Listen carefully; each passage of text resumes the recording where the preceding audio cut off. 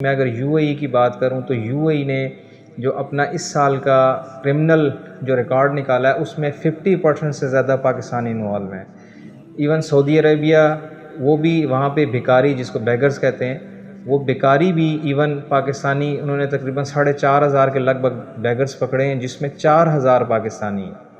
तो ये कुछ ऐसी वजूहत होती हैं कि हमारे पाकिस्तानी को जब तुर्की के वीज़े इशू किए गए तो उन्हें वहाँ पे जाके भी कुछ ऐसे इक़दामात किए या ऐसी हैबिट्स की कि जिसकी वजह से तुर्की को ना सिर्फ वीज़ा फ़ीस बढ़ानी पड़ी और उन्होंने उसके लिए सख्त टर्म्स एंड कंडीशन लगा दी हैं। आप उसके ऊपर लिखते हैं जी कि मेरी income annually for example 60 lakh है, जबकि आपकी रिटर्न शो ये कर रही होती है कि आप 1 लाख पर मंथ ले रहे हैं, तो रिटर्न के अकॉर्डिंग आपका 12 लाख रुपए एनुअली पर एनम बनता है। तो ये चीज़ें वीज़ा रिजेक्शन में आपके लिए जो है ना वो समझ लें कि पाँव पे कुल्हाड़ी की मिसाल होगी।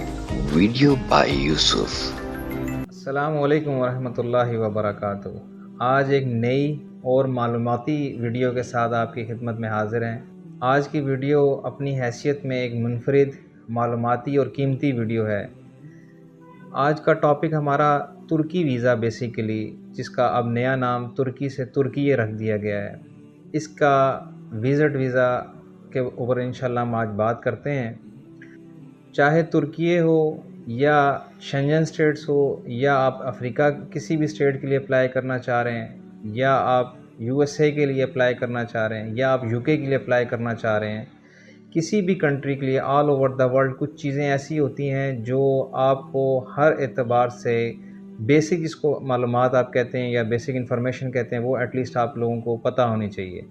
क्योंकि हमारे यहाँ एक ट्रैवल एजेंट का नाम, माज़रत के साथ मैं ख़ुद भी बेसिकली एक ट्रैवल एजेंसी चला रहा हूँ, लेकिन ये खौफज़दा के तौर पर देखा जाता है कि जी ट्रैवल एजेंट जो है वो धोखा कर जाते हैं। तो मेरा वीडियोस बनाने का, ये चैनल बनाने का मकसद महज रहनुमाई है कि लोगों को रहनुमाई दी जा सके, क्योंकि दीन इस्लाम हमें ये सिखाता है कि तुम ज़मीन वालों पर रहम करो, अल्लाह ताला तुम्हारे ऊपर रहम करेंगे। इसी तरह से जब हम किसी के लिए आसानी पैदा करते हैं तो अल्लाह ताला हमारे लिए भी आसानी पैदा कर देते हैं। तो बेसिकली हमारा टॉपिक तो आज का तुर्की वीज़े का है, उससे रिलेटेड मैं चीज़ें बताता हूँ। और इसी को जो लोग किसी अदर कंट्री के लिए भी अप्लाई कर रहे हैं, लाइक अज़रबैजान हो गया, इंडोनेशिया हो गया, बांग्लादेश हो गया, इवन आपका या शेंजन स्टेट्स हैं, जिसमें आपकी रिक्वायरमेंट्स में बेसिकली बैंक स्टेटमेंट आ जाती है। तो वो बैंक स्टेटमेंट बेसिकली चीज़ क्या होती है? लोग ये समझते हैं कि यार कि हम फॉर एग्ज़ाम्पल किसी भी कंट्री के लिए 20 लाख रुपए बैंक स्टेटमेंट अगर रिक्वायर है तो बस हम 20 लाख डालेंगे, दैट्स क्लोज, तो वो बैंक स्टेटमेंट बन गई। बैंक स्टेटमेंट ये चीज़ नहीं होती है। मिसाल हम करते हैं कि तुर्की तकरीबन आप ये समझ लें 1.5 साल पहले तक पाकिस्तानियों को वीज़े बहुत आसानी से इशू कर देता था। ना सिर्फ वीज़ा इशू कर देता था बल्कि फ़ीस भी बहुत कम थी। हार्डली आपकी 18 से 19 हज़ार पाकिस्तानी फ़ीस थी, जो कि अब आलमोस्ट आपकी 65-68,000 पर चली गई है। इसके अंदर और भी बहुत सारी टेक्निकलिटीज़, डिफ़िकल्टीज़ पाकिस्तानियों के लिए, ख़ुसूसन जो पाकिस्तानी होल्डर हैं उनके लिए मुश्किलात आ गई हैं। और इसकी वजूहात अगर हम गवर्नमेंट को दे दें कि यार हमारी इकॉनमी बेटर नहीं है या हमारी गवर्नमेंट बेटर नहीं है, तो ये सरासर गलत होगा। क्योंकि हमारे पाकिस्तानी, मैं अगर यूएई की बात करूं तो यूएई ने जो अपना इस साल का क्रिमिनल जो रिकॉर्ड निकाला है उसमें 50% से ज़्यादा पाकिस्तानी इन्वॉल्व हैं। इवन सऊदी अरेबिया वो भी वहाँ पे भिखारी जिसको बेगर्स कहते हैं, वो भिखारी भी इवन पाकिस्तानी उन्होंने तकरीबन 4,500 के लगभग बेगर्स पकड़े हैं जिसमें 4,000 पाकिस्तानी हैं। तो ये कुछ ऐसी वजूहत होती हैं कि हमारे पाकिस्तानी को जब तुर्की के वीज़े इशू किए गए तो उन्हें वहाँ पे जाके भी कुछ ऐसे इक़दामात किए या ऐसी हैबिट्स की कि जिसकी वजह से तुर्की को ना सिर्फ वीज़ा फ़ीस बढ़ानी पड़ी और उन्होंने उसके लिए सख्त टर्म्स एंड कंडीशन लगा दी हैं। कुछ बेसिक मालूमात की तरफ जाते हैं। तुर्की ने बैंक स्टेटमेंट रिक्वायर की हुई है, एफआरसी रिक्वायर की हुई है, आपका सीएनआईसी चिप वाला होना चाहिए, पासपोर्ट 8 मंथ वैलिड होना चाहिए, आपका बिज़नेस प्रूफ होना चाहिए, आपकी एक प्रॉपर आइटनरी होनी चाहिए रिटर्न, देन आपकी होटल अकोमोडेशन होनी चाहिए। ये वो कुछ चीज़ें होती हैं। इसके बाद वो शो मनी कहते हैं। अब फॉर एग्ज़ाम्पल एक बंदा बैंक स्टेटमेंट अपनी रन कर रहा है, वो 4 से 5 लाख रुपये उसकी बैंक स्टेटमेंट नॉर्मली चल रही है। फॉर एग्ज़ाम्पल हम अगर लास्ट 3 मंथ लें या लास्ट 6 मंथ लें तो उसकी स्टेटमेंट अगर फॉर एग्ज़ाम्पल 4 से 5 लाख चल रही है, और मैं बेसिकली ये कहूँगा कि तुर्की के लिए आपको मिनिमम भी 15 लाख टू 20 लाख होना चाहिए। अप्लाई आप 3 लाख के ऊपर भी कर सकते हैं। तो उसके लिए लोग क्या करेंगे कि वो उसके अंदर इकट्ठे जो हैं वो पैसे आपका 8 लाख 10 लाख डिपॉज़िट करवा देंगे, जबकि आपकी जब बैंक स्टेटमेंट आएगी उसमें 3 मंथ हो या 6 मंथ हो, वो आपका रिकॉर्ड वहीं से पता चल जाता है। हम नॉर्मली यहाँ पे बैठ के, मतलब हम एक एजेंट हैं, एक छोटे से एजेंट हैं, तो हम एक चीज़ों को चेक कर लेते हैं यार कि ये जो बंदा अपना पेपर्स लेकर आया ये आया वैलिड हैं, ये वैलिड नहीं है। लोगों ने टेम्परिंग भी की होती है लाइक। तो वो जो एम्बेसी के अंदर बैठे हुए हैं, ये जो वीज़ा इशू कर रहे हैं, काउंसलर है, ये जो भी है, वो तो ये चीज़ों को बहुत अच्छी तरह से जानते हैं। और पाकिस्तानियों को स्पेशली डील करते हुए अरब ममालिक के सफ़ीर हों या आपके शेंजन के सफ़ीर हों या आपके यूनाइटेड स्टेट के सफ़ीर या एम्बेसडर जिसको कहते हैं, वो इतने तेज़ हो चुके हैं पाकिस्तानियों से कि वो इन्हीं से सीख के इन्हीं के ऊपर वो चीज़ें अप्लाई कर देते हैं। तो सबसे पहले जो रिक्वायरमेंट्स होती हैं, एक तो कोशिश यही करें कि तुर्की के लिए आप जेन्युइन डॉक्यूमेंट्स लगाएं। फॉर एग्जांपल बैंक स्टेटमेंट है, आप 3 मंथ वेट कर लें, 3 मंथ में आप ट्रांजैक्शन जो है वो इन आउट डेबिट क्रेडिट ज़्यादा कर लें। बैंक स्टेटमेंट को मिनिमम कोशिश करें कि 12 टू 15 लाख लेकर चले जाएँ।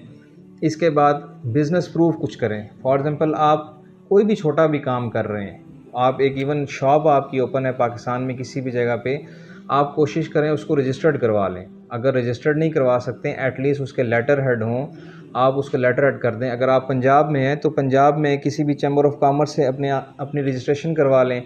आप फेडरल में हैं तो इस्लामाबाद चैम्बर ऑफ कॉमर्स से आप अपनी रजिस्ट्रेशन करवा लें। ये वो चीज़ें होती हैं जो बाहर कोई भी ममालिक वाले लोग होते हैं, वो ये चीज़ देखते हैं कि आप एक बिज़नेसमैन हैं। अगर आप अपने आप को बिज़नेसमैन शो कर रहे हैं तो आपके पास जो डॉक्यूमेंट्स हैं वो आपका सपोर्ट दे रहे हैं कि आप वाकई अपने डॉक्यूमेंट से नज़र आते हैं कि आप वाकई बिज़नेस कर रहे हैं। लाइक यहाँ पे बहुत सारे ऐसे लोग हैं जो 50 लाख अबव भी पर मंथ कमाते हैं, लेकिन जब उनकी हम रिटर्न देखते हैं तो उन्होंने अपनी रिटर्न्स में अपनी जो इनकम शो की होती है वो 1 लाख शो की होती है। फॉर एग्ज़ाम्पल वो 5 लाख भी कमा रहे हैं। अब जब आप रिक्वेस्ट लेटर किसी भी कंट्री में देते हैं या किसी भी कौंसलेट में या किसी भी एम्बेसी में देते हैं जी कि मैं आपकी कंट्री में विज़िट करना चाहता हूँ, ये मेरे सपोर्टिंग डॉक्यूमेंट सारे अटैच हैं, काइंडली मुझे वीज़ा इशू किया जाए। आप उसके ऊपर लिखते हैं जी कि मेरी income annually for example 60 lakh है, जबकि आपकी रिटर्न शो ये कर रही होती है कि आप 1 लाख पर मंथ ले रहे हैं, तो रिटर्न के अकॉर्डिंग आपका 12 लाख रुपये एनुअली पर एनम बनता है। तो ये चीज़ें वीज़ा रिजेक्शन में आपके लिए जो है ना वो समझ लें कि पाँव पे कुल्हाड़ी की मिसाल होगी। मेरे पास ऐसे दोस्त अहबाब भी हैं जो यूके होकर आए हुए हैं, जो यूके विज़िट करके आए हुए हैं। वो उन्होंने जब दोबारा अप्लाई किया इसी बेस के ऊपर कि रिटर्न उनके पास कुछ और है, एप्लीकेशन में वो अपनी वेल्थ और शो कर रहे हैं, तो उनका वीज़ा रिजेक्ट कर दिया गया। तो सबसे पहले जेन्युइन बैंक स्टेटमेंट के थ्रू चलें। आप होटल बुकिंग प्रॉपर लेके चलें। फॉर एग्ज़ाम्पल आप 10 डेज़ के लिए जा रहे हैं, आप आइटनरी भी 10 डेज़ की रखें। 10 डेज़ के साथ साथ आपकी जो होटल बुकिंग है वो भी 10 डेज़ की होनी चाहिए। आपका जो रिक्वेस्ट लेटर है उसमें भी आपका थ्रू आउट प्लान जो है वो 10 डेज़ का होना चाहिए। अब रिक्वेस्ट लेटर में एक बहुत कीमती चीज़ मैं अभी आपको बताने चला जा रहा हूँ, क्योंकि यहाँ पे हमारे एजेंट हज़रात जो हैं वो फ़ीस चार्ज करते हैं इसके लिए कि जी वो हम बना के आपको देंगे। अब मैं इस्लामाबाद बेस्ड हूँ, हमारी जो एजेंसी है वो इस्लामाबाद में। बहुत से लोग मुझे कराची से भी फ़ोन करते हैं, पाकिस्तान के मुख्तलिफ़ शहरों से फ़ोन करते हैं, उनके लिए मेरे पास आना मुश्किल होता है। उनको मैं ये बता रहा हूँ कि फॉर एग्ज़ाम्पल आप रिक्वेस्ट लेटर में ये लिख रहे हैं जी कि मैं आपकी कंट्री में 10 डेज़ के लिए स्टे करना चाह रहा हूँ, तो आप अपना प्लान बताएं कि 2 डेज़ के लिए मैं आपका बुरसा में जाना चाहता हूँ, 2 डेज़ के लिए या 3 डेज़ के लिए मैं इस्तांबुल जाना चाहता हूँ, फिर मैं आपकी हिस्टोरिकल प्लेसेस या वहाँ के जो म्यूज़ियम हैं उनको मैं डिस्कस करना चाहता हूँ या उनको मैं एक्सप्लोर करना चाहता हूँ। इस तरह से आपने बेसिकली अपना सारा प्लान शो करना होता है 10 डेज़ का। देन आप वीज़ा के लिए एप्लीकेबल भी होते हैं और वो आपको वीज़ा भी दे देते हैं। दूसरी चीज़, तुर्की ने TRC ख़त्म कर दिया गया, जिसको टेम्परेरी रेजिडेंस कार्ड होता है। जैसे मैंने पहले भी बताया कि कुछ टाइम पहले तुर्की वीज़ा भी 18,000 से 20,000 फ़ीस में वीज़ा भी प्रोवाइड कर रहा था और टेम्परेरी रेजिडेंस कार्ड 1 ईयर का दे रहा था। लेकिन कुछ पाकिस्तानियों ने, हमारे माज़रत के साथ हमारे पाकिस्तानी हमारे इमेज का ख्याल नहीं रखते, तो एक नसीहत, एक रिक्वेस्ट मुतबाना आप लोग जो देख रहे हैं उनसे भी रिक्वेस्ट है कि आप जहाँ पर भी जाएँ, आप पाकिस्तान के रिप्रेजेंटेटिव हैं, आपने पाकिस्तान का इमेज उजागर करना है हर एतबार से। आपने एटलीस्ट ऐसा कोई भी इल्लीगल एक्टिविटी नहीं करनी है जिससे पाकिस्तान का मेयार डाउन हो। ये पाकिस्तान के हवाले से है, लेकिन जब आप कहीं से गुज़रें, जब आप किसी जगह पर रहें, किसी के साथ कुछ वक्त गुजारें, सफ़र गुजारें या खाना खाएं, तो कम से कम वो मुस्लिम हो या नॉन मुस्लिम, वो कहे यार कि ये मोहम्मद अरबी सल्लल्लाहु अलैहि वसल्लम का ग़ुलाम नज़र आता है। तो कम से कम अपने अंदर इतनी चेंजेस ज़रूर लेकर आएँ। गुनाह बशर से हो जाते हैं, कुछ भी मामलात हैं वो हो जाते हैं, लेकिन आपके अंदर इतनी चेंजेस ज़रूर होनी चाहिए कि आप पब्लिकली कोई भी ऐसी इल्लीगल एक्टिविटी ना करें जिससे ना सिर्फ दीन का बल्कि पाकिस्तान का भी नाम बदनाम हो। तो ये रिक्वेस्ट है मेरी कि टीआरसी अभी तक क्लोज़ कर दिया गया है। अब आप जितने दिन की आइटनरी बनाएंगे, तुर्की उतने ही दिन का आपको वीज़ा देगा। फॉर एग्ज़ाम्पल आप 3 वीक्स की बना रहे हैं, आपने प्रॉपर प्लान देना है उनको जी कि मैं 3 वीक्स के लिए अप्लाई करना चाहता हूँ, 7 डेज़ यहाँ पे, 10 डेज़ यहाँ पे, 3 डेज़ यहाँ पे, ये 4 डेज़ यहाँ पे, इस तरह से पूरा प्लान आपने देना है और उनकी होटल बुकिंग भी लगानी है साथ। अगर आप चाहते हैं कि आपका वीज़ा रिजेक्ट ना हो, ये वीज़ा फ़ीस नॉन रिफ़ंडेबल है। इस वजह से थोड़ा सा एहतियात ये करनी है कि अपना प्लान बनाते हुए आप डिस्ट्रिक्ट कोर्ट में चले जाएं, वो आपको 3 ईयर का लाइसेंस प्रोवाइड करते हैं प्रैक्टिस के बाद। हाई कोर्ट में आप चले जाएं, वो आपको 7 ईयर के बाद लाइसेंस देते हैं। इसी तरह आप सुप्रीम कोर्ट के लिए भी एलिजिबल एक प्रॉपर टाइम के बाद होते हैं। हाई कोर्ट का वकील जैसे सुप्रीम कोर्ट में केस नहीं लड़ सकता, सेम इसी तरह से ये जो केस होते हैं, आप वकील अपने वकील खुद भी बन सकते हैं, हम भी आपकी रहनुमाई कर सकते हैं।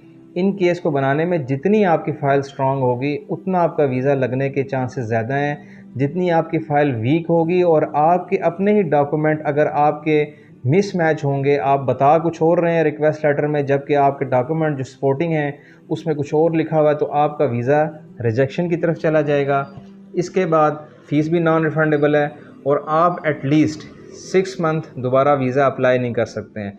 और जब 6 मंथ के बाद वीज़ा अप्लाई भी करेंगे तो उसमें वो पूछते हैं कि have you ever been rejected, या रिफ्यूज़ल आपको तुर्की की आई हुई है, तो आप जब उस पर टिक लगाते हैं तो वो आपका रिकॉर्ड वैसे भी पड़ा जाता है पासपोर्ट के साथ, लेकिन वो ये देखते हैं कि इसको हमने पहले भी रिजेक्शन दी हुई है तो किस बेस पे दी हुई है। लिहाजा किसी भी कंट्री के लिए अगर अप्लाई कर रहे हैं, कुछ लोग ऑनलाइन भी अप्लाई करते हैं, कुछ एम्बेसीज़ के थ्रू अप्लाई करते हैं, आप कोशिश ये करें कि पहले अपनी डॉक्यूमेंटेशन स्ट्रॉन्ग करें। आप विदाउट जो है स्ट्रॉन्ग डॉक्यूमेंटेशन के बिल्कुल भी किसी भी कंट्री का वीज़ा अप्लाई ना करें। अच्छे किसी एजेंट के साथ कंसल्टेशन कर लें, उसको बताएं यार कि मैं ख़ुद फ़ीस पे करना चाहता हूँ, आप मुझे अच्छी कंसल्टेशन प्रोवाइड कर दें, मैं उसके लिए आपको एक्स्ट्रा पे कर देता हूँ। आपको ही पता होगा कि मैं कंसल्टेशन के पैसे या फ़ीस पे कर रहा हूँ, बाकी प्रोसेसिंग मैंने खुद करनी है। जैसे कि मैंने वीडियो के शुरू में भी कहा कि मेरी कोशिश होती है कि रहनुमाई की जाए, कि नफ़ा दिया जाए अपने मुसलमान बहन भाइयों को हर एतबार से। तो आप कंसल्टेशन फ़ी ज़रूर पे करें किसी अच्छे कंसल्टेंट को जो आपको अच्छी तरह से गाइड करता हो। ये आपका विज़िट वीज़ा का कैटेगरी थी, इसी में एक ट्रांज़िट है। फॉर एग्ज़ाम्पल आप किसी भी अदर कंट्री में जा रहे हैं और बेहतर ये कि आप जाते हुए तुर्की के थ्रू अगर कोई जाना चाह रहा है तो वो ट्रांज़िट भी अप्लाई कर सकते हैं। ट्रांज़िट के लिए भी आपके पास रिटर्न टिकट होनी चाहिए, ऑनवर्ड कंट्री जो भी है उसका आपके पास प्रॉपर वीज़ा होना चाहिए। यहाँ पे बायोमेट्रिक आपकी होती है, अंतालिया सेंटर है यहाँ इस्लामाबाद ब्लू एरिया में, आप खुद भी वहाँ पे जा सकते हैं, लेकिन प्रॉपर डॉक्यूमेंटेशन के साथ जाएं। टीआरसी क्लोज्ड है। बहुत से एजेंट हज़रात यहाँ पे लोगों को बताते हैं जी कि हम आपको विज़िट वीज़ा प्रोवाइड कर देंगे, वहाँ जाके आप टीआरसी अप्लाई कर दें, तो अभी वहाँ पे टीआरसी किसी भी किस्म की नहीं है। आप जितने दिन की आइटनरी बनाएंगे आपको उतने ही दिन का वीज़ा मिलेगा। होटल बुकिंग प्रॉपर डॉक्यूमेंटेशन के साथ अप्लाई करें। आखिर में एक चीज़ और बताना चाहूँगा, तुर्की डन बेस भी अवेलेबल है, लेकिन कोशिश करें कि आपके पास जो डॉक्यूमेंट हैं उसी की बेस के ऊपर स्ट्रॉन्ग एप्लीकेशन अप्लाई करें। एक अच्छे मुसलमान, एक अच्छे पाकिस्तान बने। वस्सलामु अलैकुम वरहमतुल्लाहि वबरकातुहू।